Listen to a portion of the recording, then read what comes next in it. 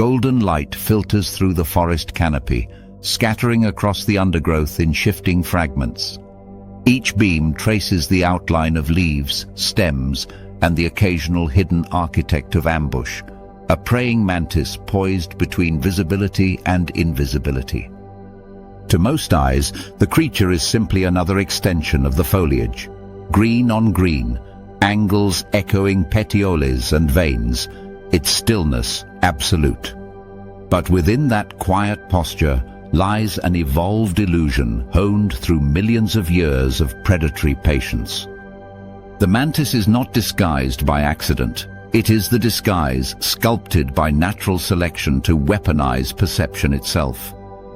The camera begins at leaf level, focusing on the mantis's body, its forelegs folded in the familiar prayer stance, abdomen arched like a midrib, wings aligned with the venation of the leaf beneath it. The resemblance is unnerving. Even under magnification, the texture of the exoskeleton mimics plant cuticle. Fine, parallel striations scatter light the same way as leaf tissue, producing the matte sheen of chlorophyll rather than the hard reflection of chitin. Tiny, translucent zones along the wing edges even refract sunlight like torn plant fibers. In the shadowy weave of a shrub, those details erase boundaries. To the camera's macro lens, the insect is a sculpture of evolution's craftsmanship. To its prey, it's invisible. Ambush by mimicry operates not through perfect disguise, but through expectation. Pollinators and small insects searching for nectar or resting spots carry what biologists call search images, mental templates for rewarding shapes and colors. A mantis embedded in foliage doesn't need to vanish entirely. It needs only to fall within the acceptable parameters of those templates. Its pose library, the precise arrangements of limbs, wings, and antennae, allows it to match multiple plant morphologies. Some individuals even adjust posture throughout the day, shifting from vertical twig mimicry in strong light to a wider, flatter stance at dusk when shadows lengthen. Slow, almost imperceptible swaying completes the illusion. The movement is not arbitrary, it synchronizes with the breeze. Researchers who filmed mantises under controlled wind conditions discovered that individuals instinctively adjust amplitude and timing to the motion of nearby stems. When the air is still, they remain statue still. When a gust ripples through the leaves, they sway just enough to remain part of the background pattern.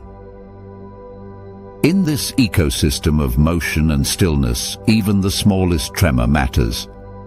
Pollinators like bees and hoverflies rely on parallax cues, the tiny differences in how background and foreground move relative to their flight path, to judge depth and shape. The mantis exploits this visual system.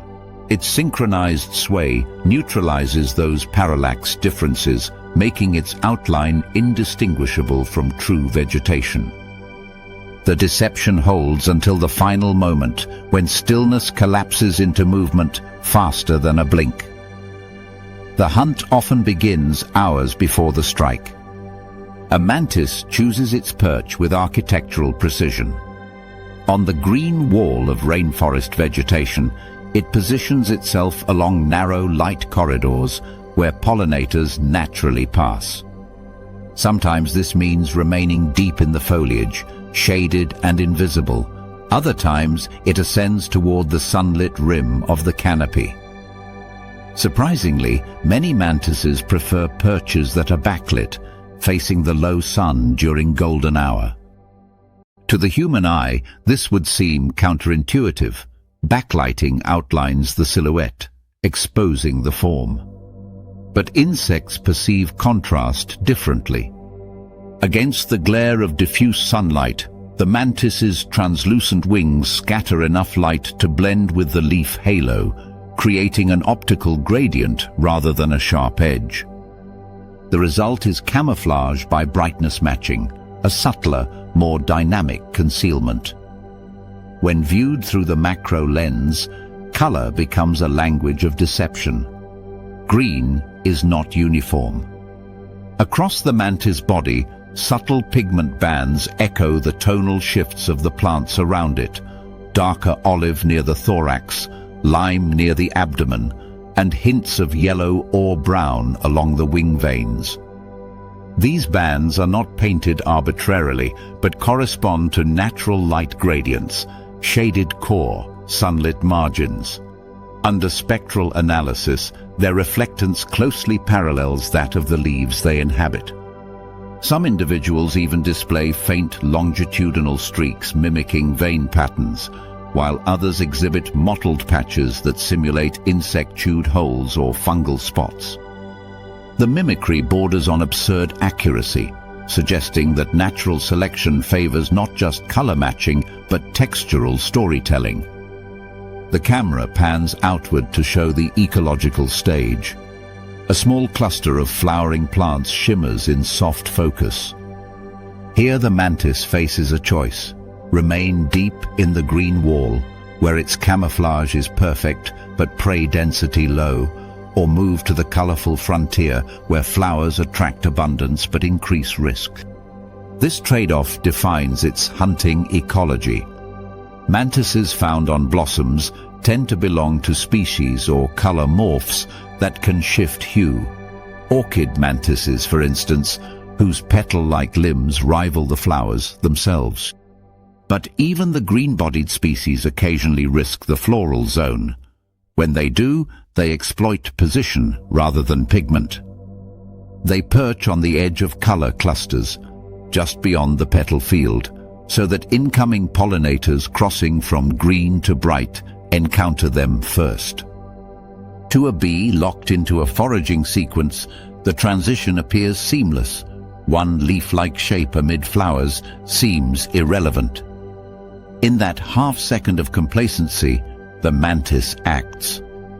The strike itself is choreography compressed in time. Specialized forelegs lined with barbed spines unfold faster than the eye can track, pivoting on ball joints that allow reach without displacement. The mechanism is spring-loaded. Flexor muscles store tension and release it like a coiled trap. In ultra-slow motion, captured at 2,000 frames per second, the strike reveals layers of precision: an initial lunge guided by stereoscopic vision, a mid-flight correction using the second segment of the leg, and an immediate retraction that minimizes motion signature. Pollinators never stand a chance. The moment their compound eyes register threat, they are already enclosed. But the mantis' predatory brilliance extends beyond mechanics. It understands light, or rather has evolved under its logic. Field experiments reveal that capture success peaks during the golden hour, when the sun's low angle amplifies edge contrast and lengthens shadows. Insects navigating in these conditions rely more heavily on color and less on shape to identify flowers. The mantis' hue and posture exploit this shift. By aligning its body with the sun's direction, it reduces specular reflection, preventing the telltale glare that would betray a glossy exoskeleton. Each evening, this predator times its hunt to the planet's rotation, merging with the rhythm of light itself. The sequence then turns contemplative, considering the delicate line between documentation and interference. Filming such moments is a challenge not only of technology, but of ethics. True plant mimicry depends on context: light, humidity, background texture, and even minor disturbance can distort behavior. Artificial lighting alters the insect's perceived day length. Excessive proximity may change its posture or trigger false strikes. Some wildlife cinematographers now use robotic mounts that simulate natural sway, allowing observation from distance without vibration. Others rely on remote lenses that let the mantis behave unaltered. The goal is not merely to record predation, but to preserve authenticity, the ecological truth of stillness earned, not staged. Zooming back in, we witness a sequence of still frames. Mantises catalogued in their various disguises, one the exact hue of a guava leaf, another patterned like the veins of a bromeliad frond, another perched on a dried flower with wings folded to resemble petals. Each variation tells a story of adaptation written in slow motion over evolutionary time. Plant mimicry did not emerge overnight. It evolved through incremental refinements, each generation rewarding closer resemblance and finer control of motion. What began as rough background matching became behavioral mimicry, then postural intelligence. The mantis embodies the idea that camouflage is not merely concealment, but participation, the art of becoming the environment so completely that predator and landscape merge. Ecologically, the impact of this mastery extends beyond individual survival. By preying on pollinators, mantises indirectly shape plant reproduction, influencing which flowers receive visits and which do not. In regions where mantis densities rise, certain plant species experience reduced pollination success, subtly redirecting evolutionary pressures on flower color and structure. Thus, a creature pretending to be part of a plant ends up steering plant evolution itself, a recursive loop of adaptation, predator shaping prey, prey shaping the canvas of its own deceiver. As the final light fades, the mantis shifts once more, wings tilting to mirror the dimming hue of the leaves. The forest breathes in unison, each organism tuned to the choreography of dusk. For the mantis, this is not a time of rest, but of recalibration. Night belongs to the bats and the spiders. Daylight will return for the ambushers. Its outline softens, dissolving into the green until even the lens loses focus.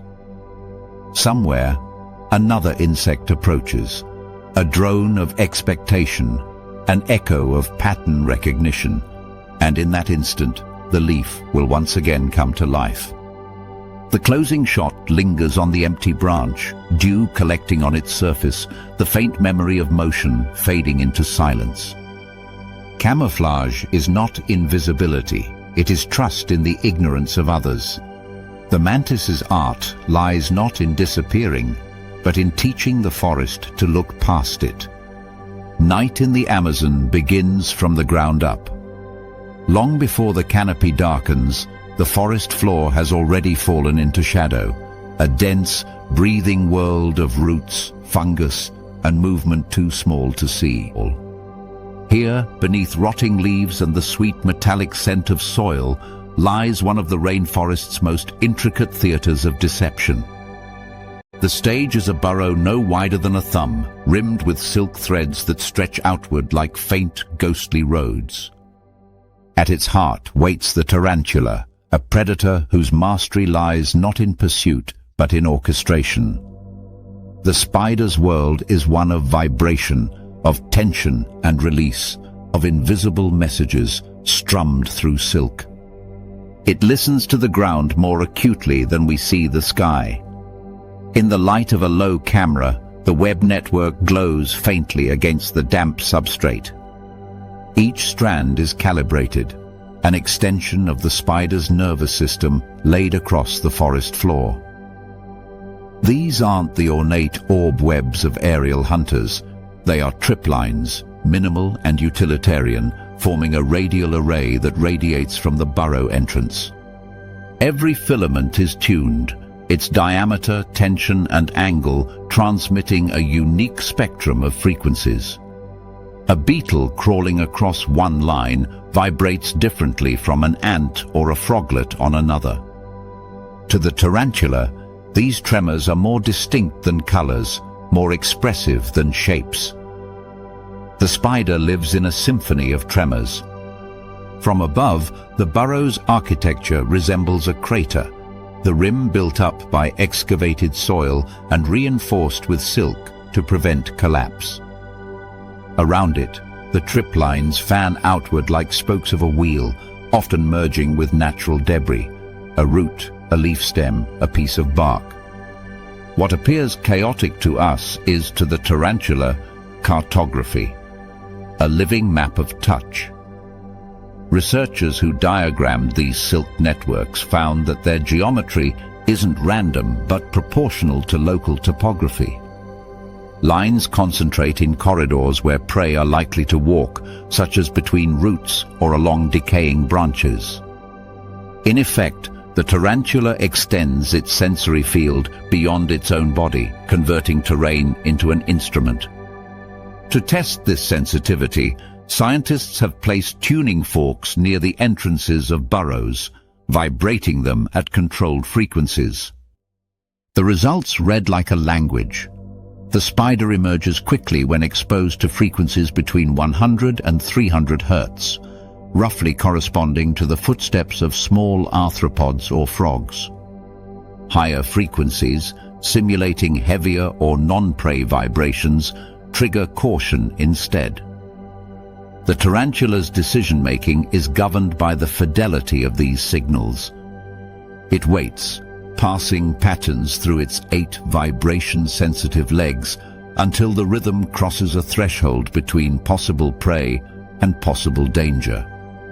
The film lingers on the spider itself, half seen within its tunnel. Only the first few limbs protrude, patient, curved, motionless. Each segment is lined with slit sensilla, microscopic organs that convert minute vibrations into nerve signals. A single grain of sand landing on a silk thread can be detected. Yet the tarantula doesn't respond impulsively. Latency to emergence, the delay between stimulus and strike, varies with context.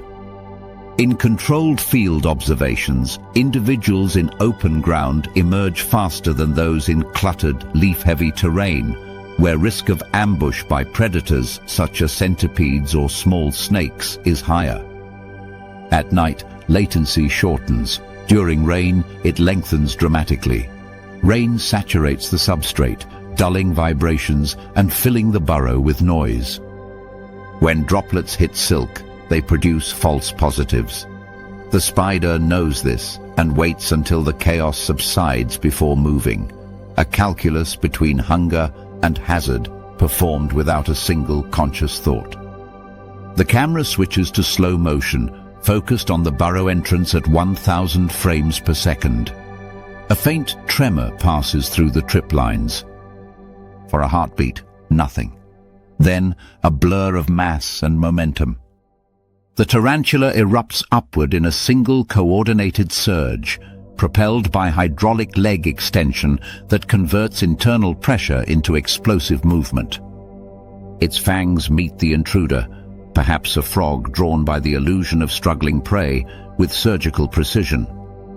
The entire sequence lasts less than 0.2 of a second. Immediately the spider withdraws, dragging its catch down into the darkness. Above ground, the web vibrates once, then stills. The forest's silence returns as if nothing happened. But not all vibrations come from prey. The Amazon soil hosts an entire hierarchy of listeners: ants, lizards, toads, other spiders, all fluent in tremor language. The tarantula's silk can be used not just to detect movement, but to create it. On certain nights, when prey traffic is low, the spider performs a form of vibratory fishing. From within its burrow, it gives a faint tug to one or more silk strands, imitating the signature of a struggling insect. These subtle plucks ripple outward, fooling scavengers into approaching what they perceive as opportunity. In this sense, the tarantula doesn't simply respond to its environment, it manipulates it. It stages a drama, using vibration as bait and silence as camouflage. The trick works because the physics of wet forest litter amplify subtle motion. Moist fibers transmit low-frequency vibrations farther than dry soil, while the complex texture of decomposing leaves scatters sound in unpredictable ways. The tarantula exploits these acoustic properties intuitively. When it plucks, it does so faintly enough to avoid alerting larger predators, but with just enough energy to attract the sensory threshold of smaller ones. It's an economy of deceit, minimal effort, maximal return. Predation, however, comes at a cost. At the lip of its burrow, the spider is both hunter and target. Parasitic wasps, centipedes, and even small mammals patrol for exactly this moment of emergence. To minimize risk, the tarantula's design is defensive architecture. The burrow entrance opens into a narrow tunnel angled downward, forcing attackers to approach from above, where the spider's fangs can meet them head-on. Silk linings strengthen the walls and allow for rapid retreats. Some species even spin temporary caps of debris-laced silk during daylight, sealing themselves inside until night returns. Infrared imaging shows that tarantulas spend over 80% of their lives just centimeters from the threshold, their bodies poised between concealment and confrontation. Rain introduces another layer of strategy. When heavy droplets collapse the silk lines or flood the burrow's mouth, the spider emerges briefly to repair. Each new thread is laid down with care, one leg at a time, silk drawn from spinnerets and pressed into place by tactile feedback. During these moments, the predator becomes engineer. Its survival depends not only on venom or strength, but on the geometry of its sensory web. Once maintenance is done, the tarantula retreats again, sealing the door with its body, using its bristled legs as a living barricade against invading moisture. To visualize how finely tuned this system is, vibration motors are placed at varying distances from active burrows, generating pulses across frequencies from 50 to 500 Hz. The tarantula's responses form a clear curve, strongest between 120 and 250 Hz, fading beyond. This is the bandwidth of life at ground level. Footsteps, wing beats, and the faint patter of invertebrates crossing damp leaves. Every pulse carries information about size, distance, and direction passed instantly by the spider's neural map. Its world is one of signals and thresholds, where the line between real and simulated prey is blurred into a continuum of probability. In ecological terms, this silk network turns the spider into an acoustic hub of the forest floor. The vibrations it senses and produces ripple through micro-ecosystems of decomposers, detritivores, and scavengers. By predating selectively, the tarantula indirectly shapes the abundance of small insects that recycle organic matter, influencing rates of decomposition and nutrient flow. It is a silent regulator, unseen yet consequential, a node of predatory control in a system that runs on the exchange of energy and signal rather than noise. Filming such intimacy requires patience equal to the spider's own. Night vision macro lenses capture the shimmer of silk under moonlight, but too much infrared heat can alter behavior, making the tarantula retreat. Field biologists now map entrances with thermal cameras at a distance, identifying active burrows by their subtle heat signatures rather than direct observation. Each burrow has its own fingerprint, size, orientation, slope, a record of the spider's engineering style. Some entrances tilt east to catch morning warmth, others north to avoid the glare of midday sun. No two are alike, each an autobiography written in soil and silk. The closing sequence slows to near stillness. Dew condenses on the trip lines, turning them into beaded necklaces of light. In the frame's center, the burrow mouth yawns like an absence, bordered by geometry so delicate it seems drawn rather than built. The forest hums with nocturnal frequencies, distant frogs, a whisper of rain, the slow pulse of humidity. Then, barely visible, a single line trembles. For a moment, nothing happens. The viewer leans closer, expecting motion, but the spider knows patience deeper than time. It waits, not for sight or scent, but for the precise rhythm of another heartbeat transmitted through silk. When it comes, the response is inevitable. The burrow exhales. The hunter rises. The forest, for an instant, forgets its balance.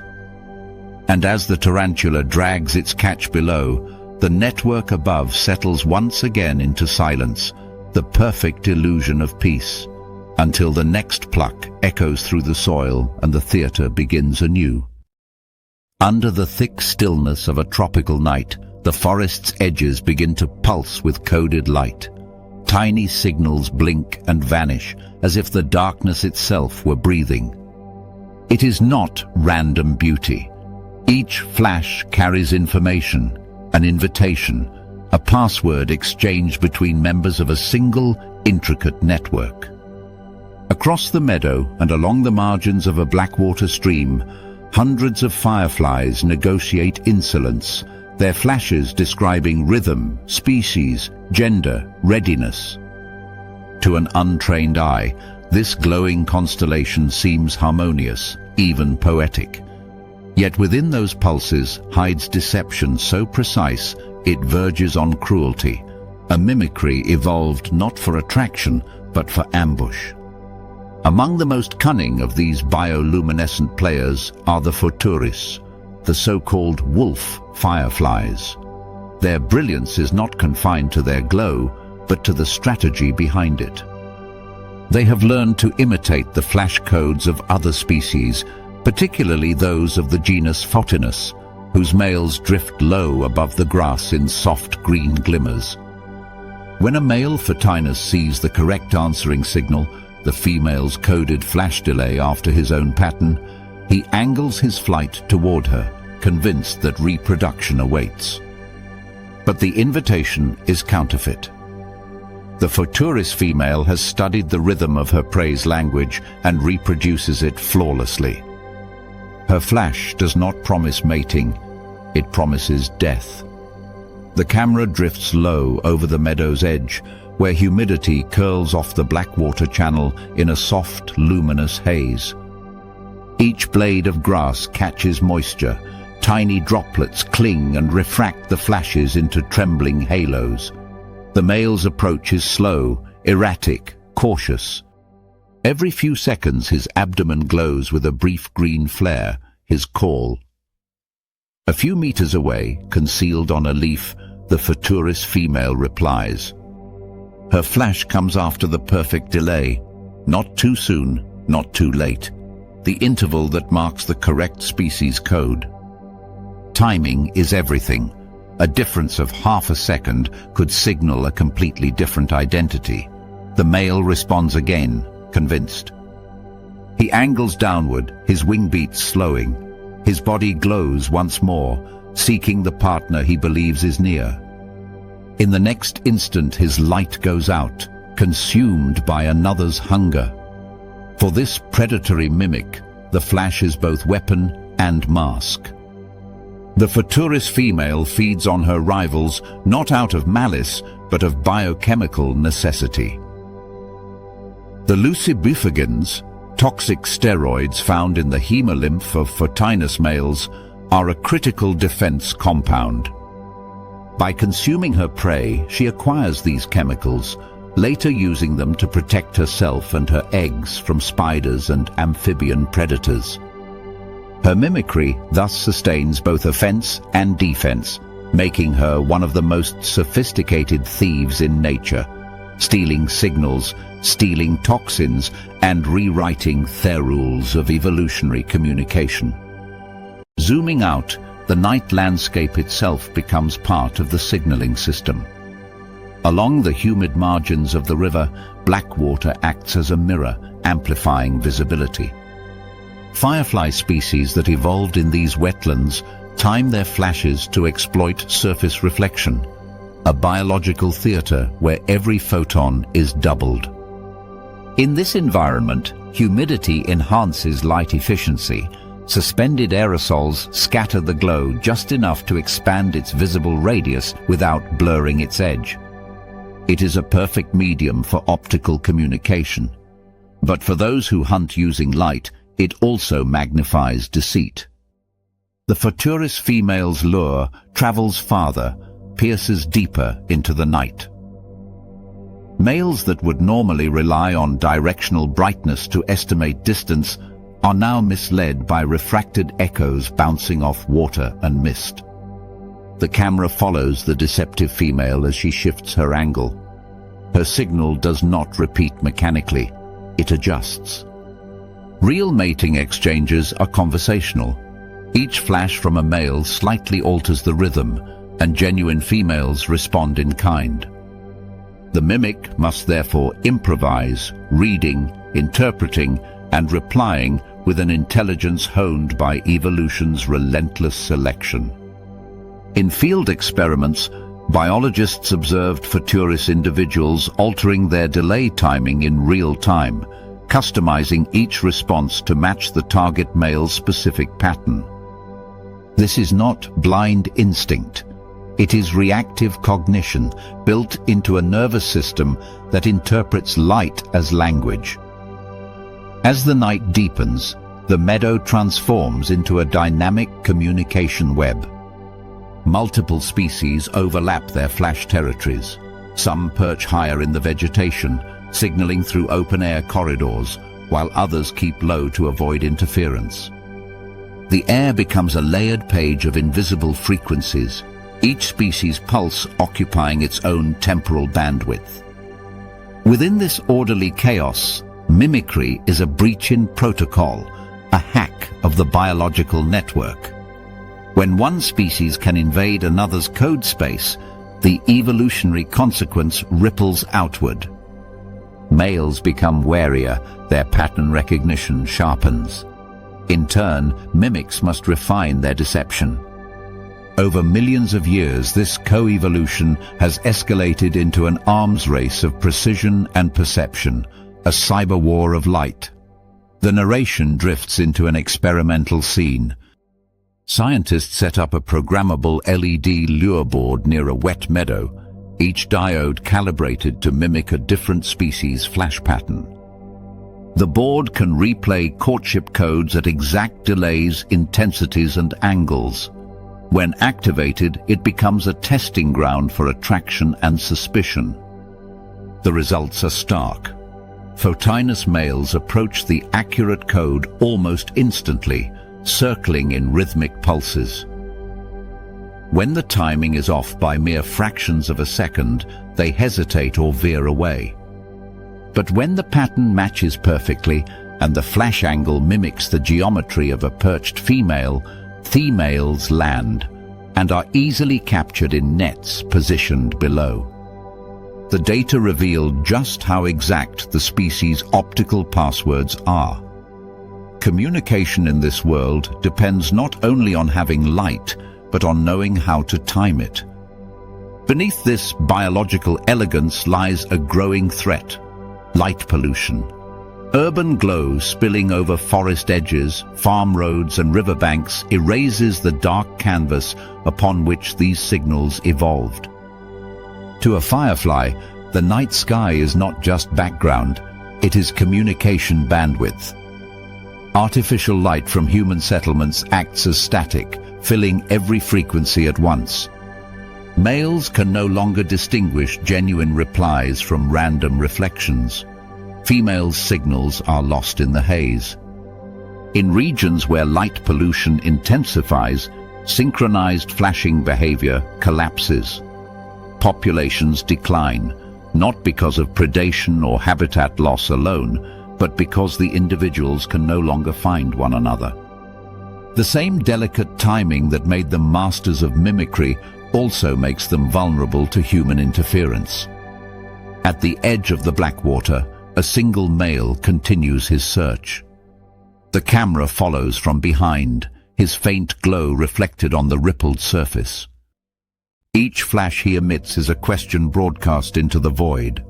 Somewhere above, another light answers, the mimic's trap resetting. The choreography repeats as it has for millions of nights: code, response, pursuit, silence. Yet within this cycle lies the architecture of an ancient language. Light as dialogue, timing as grammar, deception as punctuation. Every flash is both an act of attraction and a gamble of trust. Biochemically, the light itself is a marvel of precision. Within the firefly's lantern, luciferin molecules react with oxygen under the control of the enzyme luciferase. The reaction releases photons rather than heat, making it one of nature's most efficient energy conversions. By varying neural input to the lantern cells, the insect can modulate flash duration and intensity. Each flash is thus not a reflex, but a controlled broadcast, akin to Morse code delivered by living tissue. In Futuris, this control becomes a weapon, flexible enough to reproduce any rival's pattern. As dawn nears, mist begins to rise from the river, softening the reflections. The last fireflies fade, their biochemical lanterns extinguished by humidity and fatigue. What remains is the silence of the system they created, a world where information decides who survives. Aggressive mimicry among fireflies is more than a trick of predation. It is a mirror of evolution's logic. Success belongs to those who can read and rewrite the signals of others. In the language of light, honesty is optional, but timing is everything. The sequence closes with a wide aerial shot, the wetland edge glowing faintly beneath a receding moon, the Blackwater tracing its silent arcs through the forest. For a moment, hundreds of faint green sparks rise again, their patterns crossing and blending like data streams. The narrator's tone settles into reflection. The same brilliance that once connected the night's inhabitants now flickers in peril. Deception, adaptation, extinction, all tied to the fragile mathematics of a heartbeat's delay. The forest, as ever, listens but does not intervene. Evolution writes its poetry not in words, but in flashes, each one a story, each one a signal, each one a risk. Night falls in layers across the Amazon canopy. The upper leaves lose their gloss first, then the undergrowth dims until the forest seems to exhale and retreat into shadow. Somewhere between those levels, not quite sky, not quite ground, a juvenile tree boa rests on a slender branch that sways in the night breeze. At first glance, nothing moves. The snake's head is fixed, its coils draped loosely, almost carelessly along the limb. But at the far end of its tail, life stirs. The tip twitches once, twice, small, precise flicks that mimic the wriggle of a worm. For a frog or lizard scanning for movement, the illusion is irresistible. What the jungle's light no longer reveals, its instincts still interpret. Where there is motion, there must be food. Caudal luring, the use of a tail as bait, is among the most beguiling hunting strategies in the rainforest. In adult tree boas, Corallus hortulanus, the body's power lies in stealth, patience, and strike speed. But juveniles, lacking the mass to overpower larger prey, must weaponize deception. The tail becomes an actor in a biological performance, a false promise, a moving lie. Under magnification, the tail tip looks nothing like the rest of the snake. It's narrower, smoother, and often differently colored, yellowish, beige, or gray-green, resembling a caterpillar or small annelid. When viewed against a leaf or branch, it looks less like an extension of a predator and more like the thing a predator would pursue. The rest of the snake remains frozen, a cord of shadow blending perfectly with vines and twigs. The camera closes in on the morphology of that living lure. Scales near the tip are smaller, arranged in patterns that enhance flexibility. Micro-muscle contractions along the last few vertebrae allow the snake to flick, curl, or writhe the segment with astonishing control. The motion is subtle, never rhythmic enough to look mechanical, never frantic enough to betray intent. Instead, it conveys random life, the uncoordinated wiggle of a lava exploring its surface. A juvenile tree boa learns this choreography early, likely by instinct, but refined by feedback. Trials of movement and stillness teach precision, how long to hold, how often to flick. In field studies, young boas that perform shorter, irregular movements catch prey more efficiently than those that repeat predictable motions. In this evolutionary theater, improvisation outperforms repetition. The boa's choice of stage matters as much as its acting. It favors Y-shaped branch forks, where two limbs create a visual tunnel beneath dappled moonlight. From here, the snake can anchor its body along one arm and let the tail droop into the open space. The contrast between light and shadow exaggerates the lure's visibility.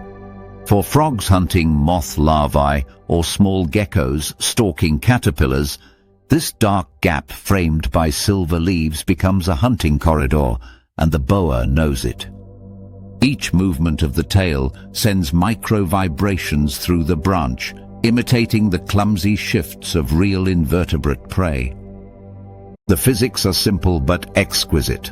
The lure hangs in the focal zone of multiple species' attention, while the boa itself stays hidden outside their visual field. From a thermographic lens, the deception takes on new depth. Through the haze of nocturnal humidity, the camera reveals the boa's thermal outline: head, body, and tail. The head is a cold void. Its temperature has dropped to match the ambient air, conserving stealth. Only the tail glows faintly, warmed by subtle muscle activity. Even in infrared, the predator divides itself into two beings, one inert, invisible observer and one false target. When the prey finally leaps toward the promise of an easy meal, the still head becomes kinetic art. The strike unfolds faster than the human eye can pass. Coils contract, the jaw arcs outward, and the body anchors itself in reverse tension. The frog never sees the head that ends it. Energy is the unseen currency of this tactic. In the dense web of the Amazon canopy, every movement costs oxygen, every failed strike risks exposure. For a small arboreal snake, active pursuit would be disastrous. High metabolic demand, low success rate, and dangerous competition with faster, more specialized hunters. Ambush predation, by contrast, favors minimal motion and long waiting periods. But even among ambushers, caudal luring occupies a distinct niche. It creates micro-movement within macro-stillness. The snake's entire energy budget for the night may be expended on a few grams of muscle at its tail, while the rest of its body remains in near-zero motion. The efficiency is astonishing, a living paradox of activity and restraint. Studies estimate that tree boas in this life stage can wait hours between lure cycles, conserving as much as 90% more energy than similarly sized active foragers. Every calorie saved extends the interval between hunts, a crucial advantage for a species that may go weeks without feeding. Rain begins to whisper through the canopy. Moisture beading on leaves refracts what little starlight penetrates the clouds. This is prime hunting weather. Amphibians stir, drawn out by humidity. Small insectivorous birds flutter to new roosts. The boa's body absorbs the rhythm of the night without responding. Its scales collect droplets that run down the coils like mercury. The tail, however, remains alive, swaying once more with feigned curiosity. Below, a tree frog, Dendropsophis perhaps, clings to a leaf edge. It turns toward the motion, its golden eye reflecting a pinpoint of light. One more twitch, an instinct eclipses caution. The frog hops forward. What follows is silent. A single flex of muscle, the geometry of death closing in less than a tenth of a second. When the boa's head retracts, only the frog's hind legs protrude for a moment before disappearing between the coils. The forest's whisper resumes, unbroken. In broader ecological context, this hunting method speaks to the rainforest's economy of specialization. Juvenile tree boas are not small versions of adults. They occupy entirely different feeding zones. Adults hunt birds, rodents and bats, often using thermal targeting and bulk constriction. Juveniles, meanwhile, are micro-hunters, their world measured in centimeters rather than meters. They exploit the abundance of frogs, lizards and nestlings that thrive near water-filled bromeliads and branch hollows. Seasonal cycles amplify opportunity. During the early wet season, newly metamorphosed frogs flood the lower canopy, naive and easily deceived. Later, during fledgling season, young birds make short exploratory flights and rest on exposed branches, providing brief windows for larger juveniles to transition to new prey types. This developmental shift mirrors a kind of ecological apprenticeship, from deceptive micro-hunter to ambush constrictor. The boa's sensory systems support this subtlety. Heat-sensitive pits along the lips allow it to detect warm-blooded prey even in total darkness, but during caudal luring, these sensors take a back seat. Vision and vibration become primary. The snake's eyes, with vertically slit pupils, are tuned to detect motion contrast rather than detail, helping it distinguish a frog's twitch from a falling leaf. Meanwhile, its jaw and ventral scales act as seismic receivers, picking up the faint oscillations of an approaching animal. This integration of senses forms a closed loop of feedback. The tail signals, the prey moves, the body listens, the strike launches, a complete behavioral circuit without wasted effort.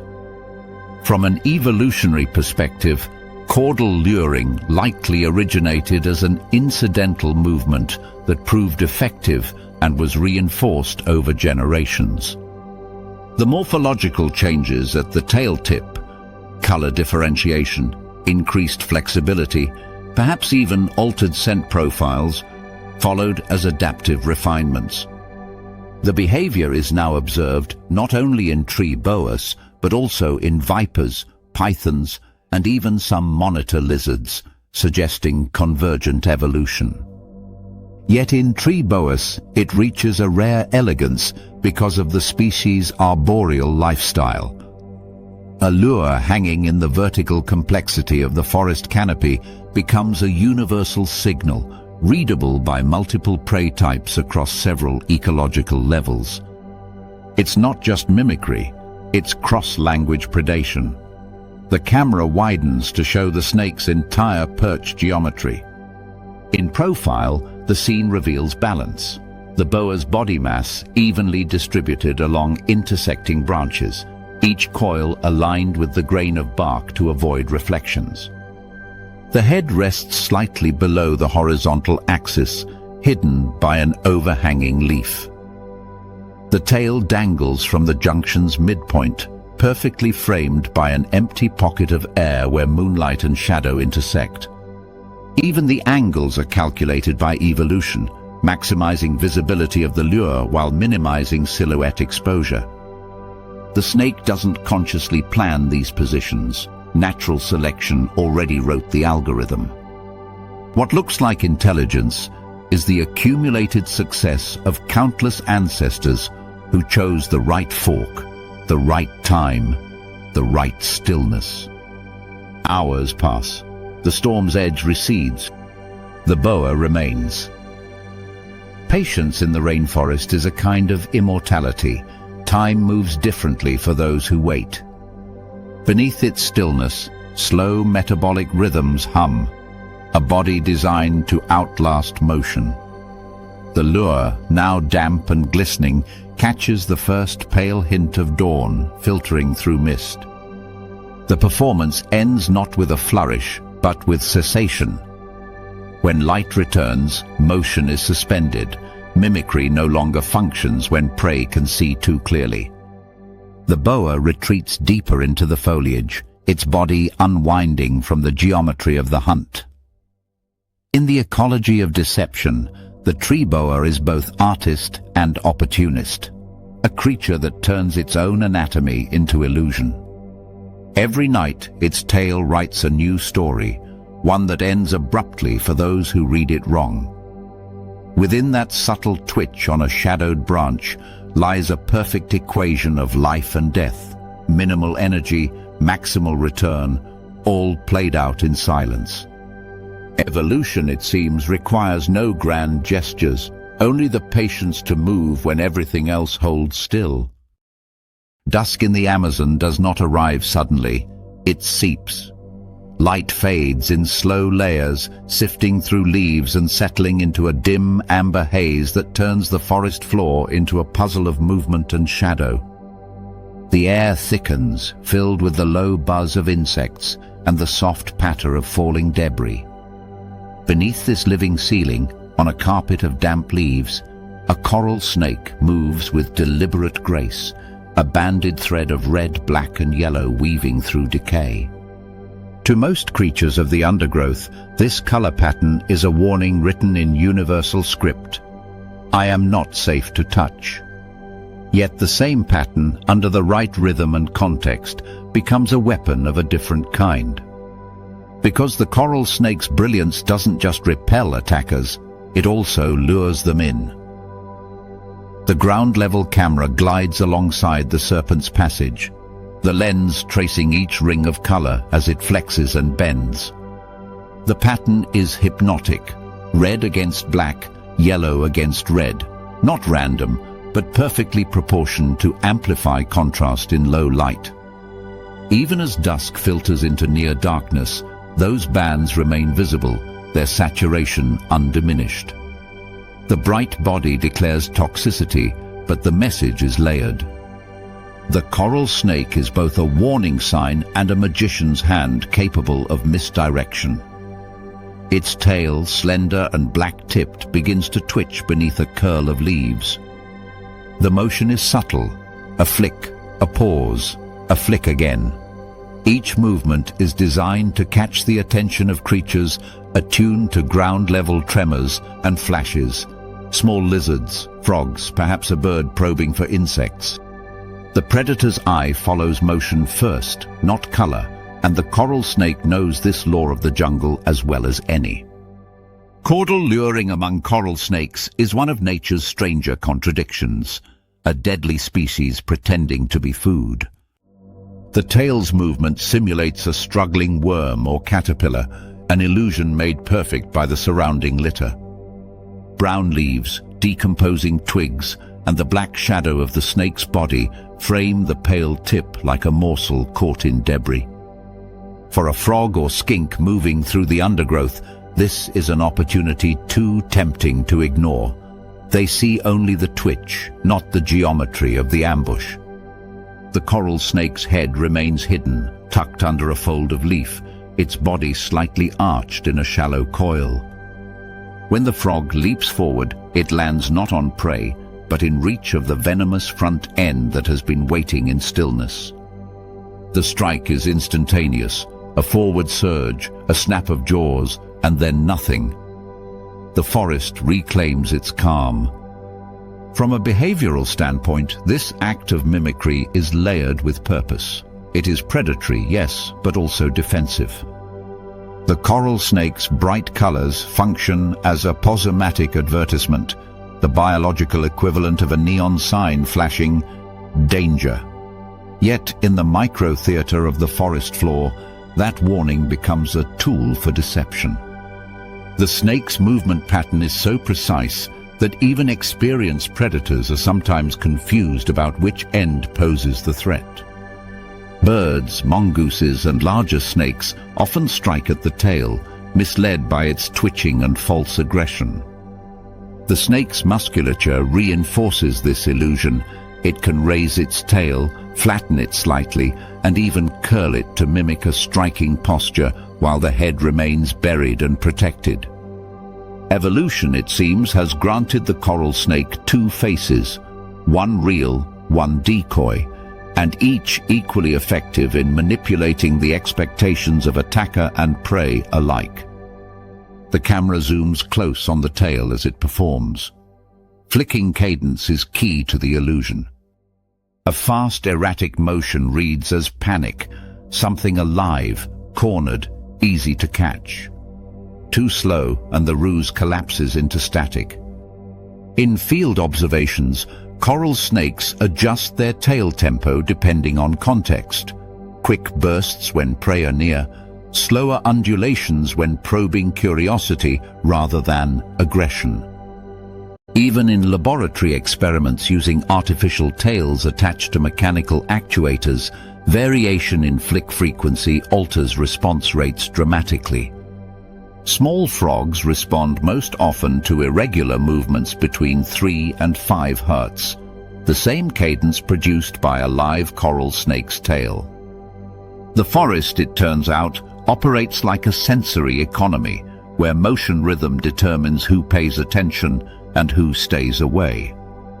Leaf litter adds its own complexity to the performance. The floor of the Amazon is not uniform. It is layered with microclimates and shifting acoustics. Each rustle carries information about size, weight, and texture. The coral snake uses these dynamics as acoustic camouflage.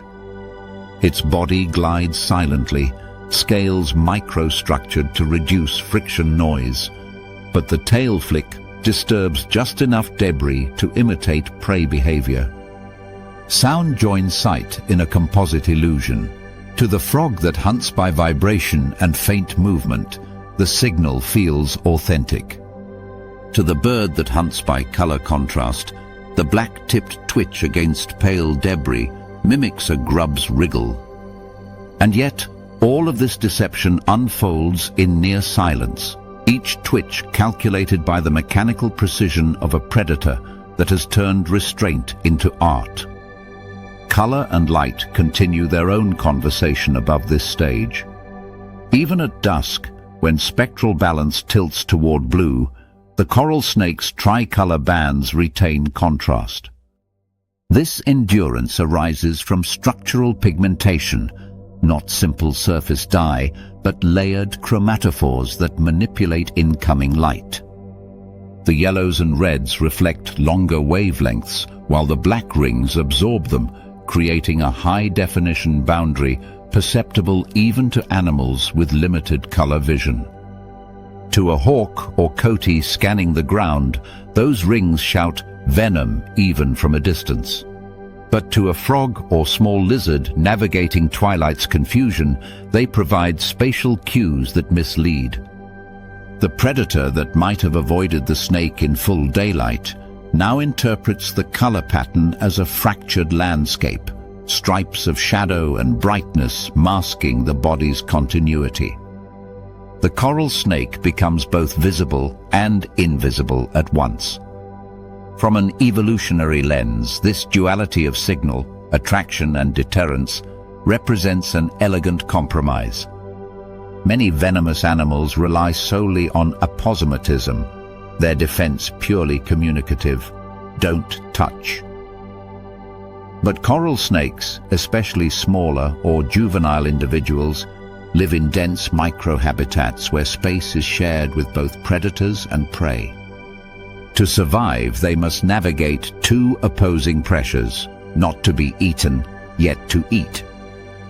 The tail lure system solves this paradox by repurposing the same visual code for both ends of the spectrum.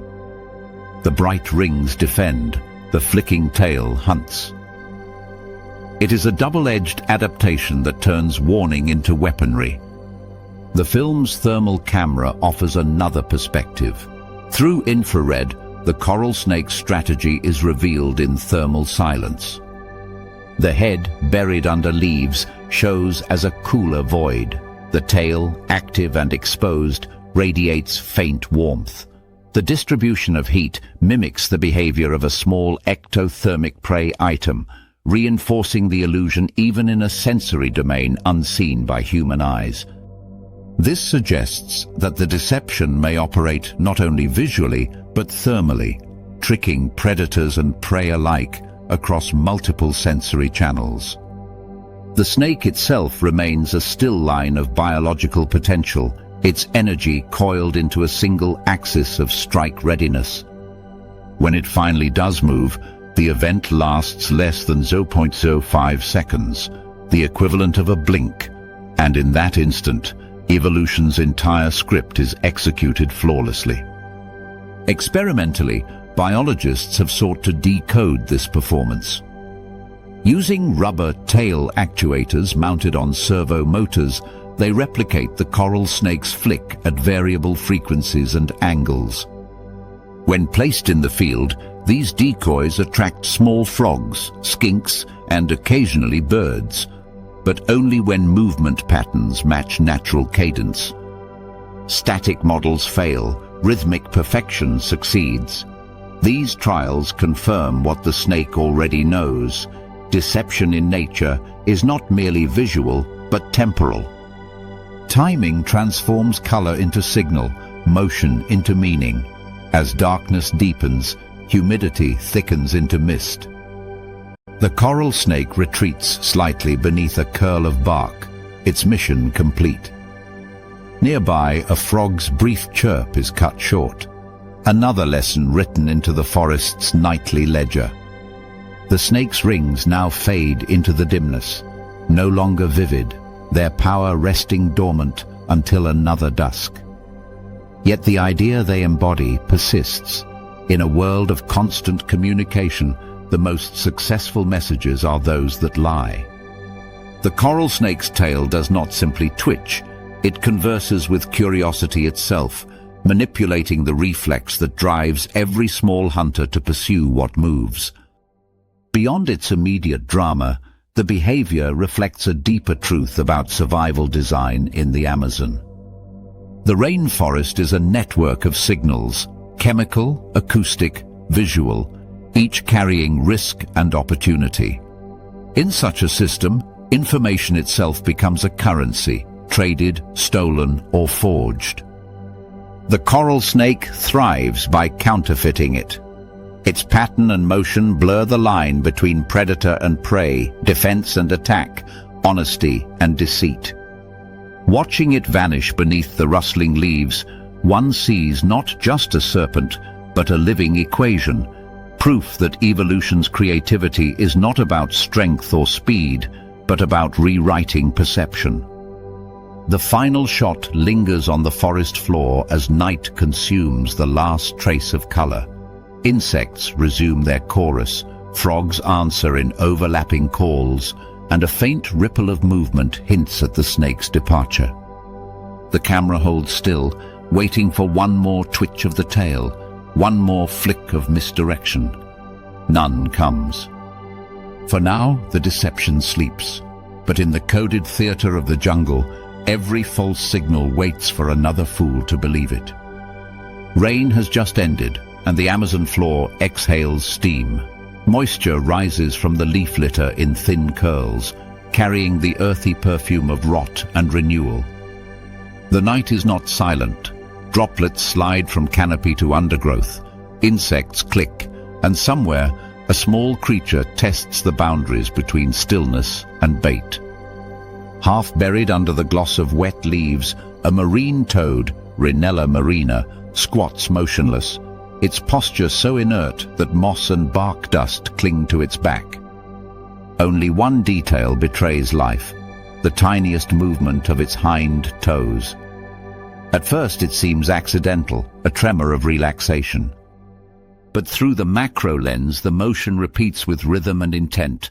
A twitch, then a pause, then another twitch. In the world of invertebrates, that small tremor is a flare. It signals a living morsel, helpless and close.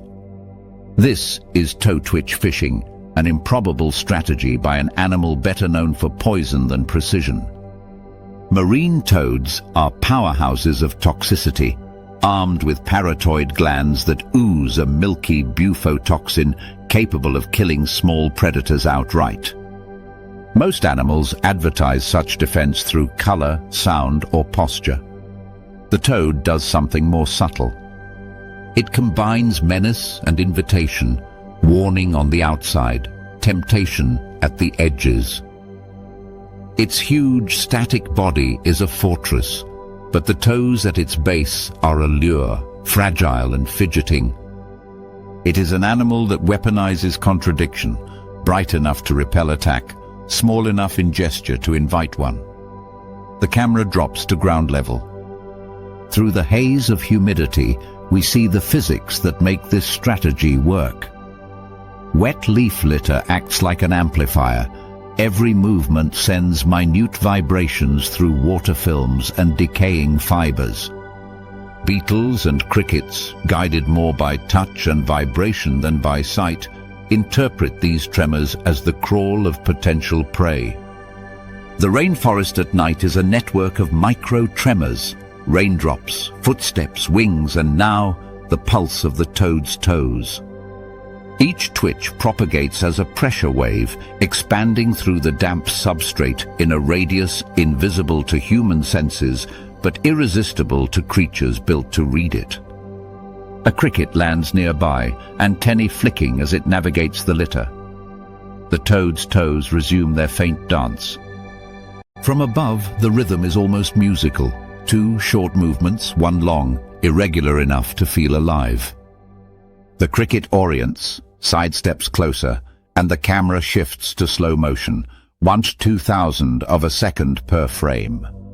The toad's body remains utterly still until the final moment when a blur erupts from beneath its face. The tongue launches outward with ballistic precision, its surface coated in a film of mucus so adhesive that the cricket has no chance to struggle. Within 0.07 seconds, prey and tongue have retracted into the toad's mouth, leaving behind only a faint rustle in the leaves. The toad blinks, swallowing, its skin shimmering in the headlamp beam. The toes flex once again, resuming their quiet invitation. The biomechanics of this strike are among the most extraordinary in the amphibian world. The tongue's acceleration exceeds that of a fighter jet, powered by a unique hinge system where muscles preload elastic tissue and release it explosively. Unlike mammals, the toad doesn't rely on direct muscle contraction alone. It stores potential energy in collagenous fibers within the jaw and neck, using a catapult mechanism to fling the tongue with speed and accuracy. The surface of the tongue under magnification is a forest of micropapillae, each tipped with mucous vesicles that rupture on impact, producing a glue-like secretion. Even smooth-bodied prey, like beetles or moths, adhere instantly. In one measured frame, droplets of adhesive stretch like molten glass between prey and tongue, a material so effective it inspired biomimetic research into reversible glues. Yet this mechanical marvel exists only because of the patience that precedes it. The toad's entire body functions as a vibration dampener. Its squat shape, low center of gravity, and waterlogged skin absorb background movement, allowing the delicate signal of its toes to dominate. The hunting posture is less an act of stalking and more one of silence, letting the forest speak through it. Every twitch is calculated not in distance or sound, but in resonance. In essence, the toad is fishing through earth rather than water, casting invisible lines of motion to reel in its prey. The paradox of its biology deepens under ultraviolet light. The marine toad's skin fluoresces faintly, an effect caused by structural proteins that scatter short wavelengths.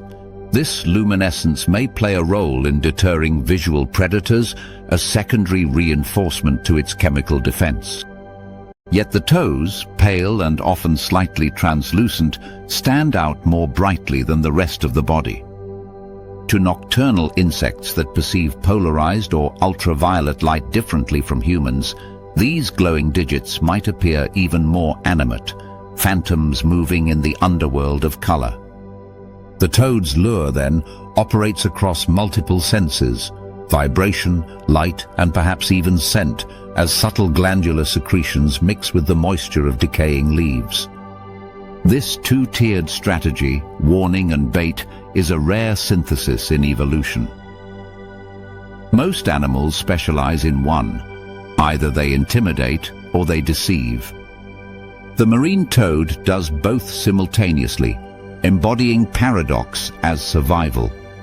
Its toxin ensures that predators remember to avoid its species, creating a social immunity across the ecosystem.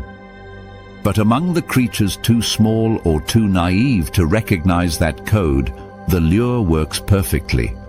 Crickets, beetles, and small invertebrates lack the cognitive distance to interpret color as danger. To them, motion is the only message that matters. The narration broadens to include an unexpected ally in this hunting game: the artificial night. Around towns and small settlements at the Amazon's edge, light pollution spills into the dark. Street lamps, windows, and gas station bulbs create what biologists call insect rain, the nightly descent of disoriented arthropods drawn to the glow. Marine toads gather beneath these halos like fishermen beneath a pier. Here, their toe twitching becomes almost redundant. The prey comes uninvited, winged and plentiful. Observations in peri-urban areas show densities of toads up to 10 times higher than in the forest interior. Under streetlights, their foraging success doubles, even as their behavior becomes more opportunistic: less lure, more harvest. It's a rare instance of wildlife benefiting from human illumination, though not without ecological cost. The insects drawn to these lights are part of food chains disrupted elsewhere, their loss rippling through nocturnal systems.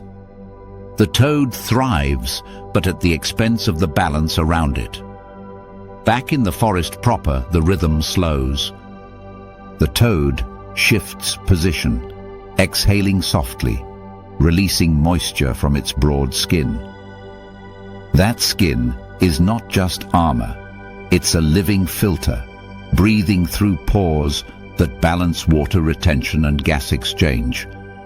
In the humid air, the boundary between organism and environment blurs.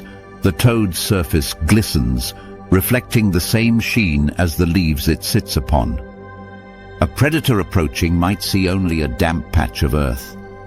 The toes, however, continue to move, tiny ghosts of life at the periphery.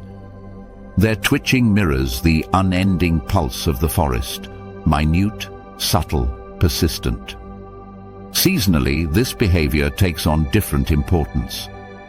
During dry months, when leaf litter desiccates and vibration transmission weakens, marine toads rely more on visual lures or direct foraging. But with the rains, the litter comes alive with conductivity. Each toe movement becomes louder in the acoustic fabric of the soil.